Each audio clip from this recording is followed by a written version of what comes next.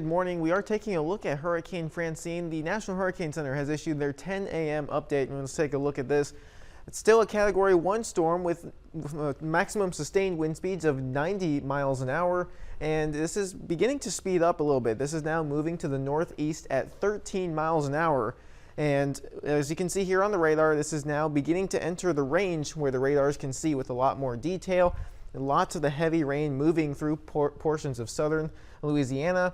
Here in South Mississippi, already starting to see some rain, a couple showers and heavier thunderstorms just off the coast. So we could be getting some of that heavier rain here within the next hour or two. Take a look at this. We do have the new updated cone from the National Hurricane Center. Francine's continuing to battle very dry air, and a little bit of wind shear is no longer expected to become a Category 2 storm. Will be making landfall in southern Louisiana as a Category 1 with maximum sustained wind speeds of 90 miles an hour. This will continue to move inland rather quickly by Thursday morning, making it all the way up into near the Jackson, Mississippi area. Now, in terms of here in South Mississippi, we can be expecting those tropical storm conditions to be arriving this afternoon. Now let's take a look at the overall pattern here. You can see the jet stream to the north still producing a lot of wind shear, helping spread out some of the rain, especially on the northern side of the storm, and very dry air. This is going to be that red and orange color on the west side of the storm. These things are working against it. This is stopping the storm from having that window of opportunity to continue strengthening. Now, high pressure over to the east side of the storm, helping guide this storm to the northeast. Once again, picking up the pace. All of South Mississippi still under a tropical storm warning. Once again, tropical storm conditions are expected to begin in South Mississippi later this afternoon. Storm surge warning in effect for all of coastal South Mississippi. And this is going to be because the numbers have been updated. We are now expecting 4 to 6 feet of storm surge for Hancock and Harrison County.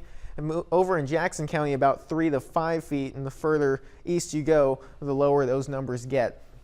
Take a look over as well at our river flooding warnings. Several rivers now under river flood warning because of the amount of rainfall expected, as well as the storm surge. We could expect to see pretty high river and creek levels. We'll be keeping an eye on that here over the next couple of hours. Now, in terms of impacts, the most significant impact is definitely going to be the amount of rain that is expected to come in with this storm. We've already seen quite a bit of rain across South Mississippi, and this is going to bring another 6 to 8 inches in some areas on top of all the rain we've already gotten. Storm surge about 3 to 5 feet now has been increased to about 4 to 6 feet for Harrison and Hancock County. Wind, we will be seeing some wind gusts around the 50 to 60 mile an hour range. The further west you are in the viewing area, then you have the potential for the higher gusts around 60 miles an hour. And tornadoes are possible. We could be watching for quick spin-up tornadoes along some of these outer rain bands, especially as we go into the rest of this afternoon and into tonight. Now, take the most recent run of Futurecast here, and you can see it does pull it just a little bit further to the east than what we were seeing there on the cone. This does mean stronger onshore winds for South Mississippi. That's one of the reasons that we could have seen the storm surge numbers increase a little bit. Rain bands, these are the rain bands we're watching for the heaviest rainfall and the potential for a couple quick spin-up tornadoes. This goes into the overnight hours. Now take a look at this as well. As this moves further inland, a lot of the rain comes to an end here in South Mississippi by Thursday morning. However, a lot of the breezy conditions and gusty winds will continue into Thursday morning. So even though the rain will come to an end, it may be a few more hours before we get to see those wind speeds begin to calm back down.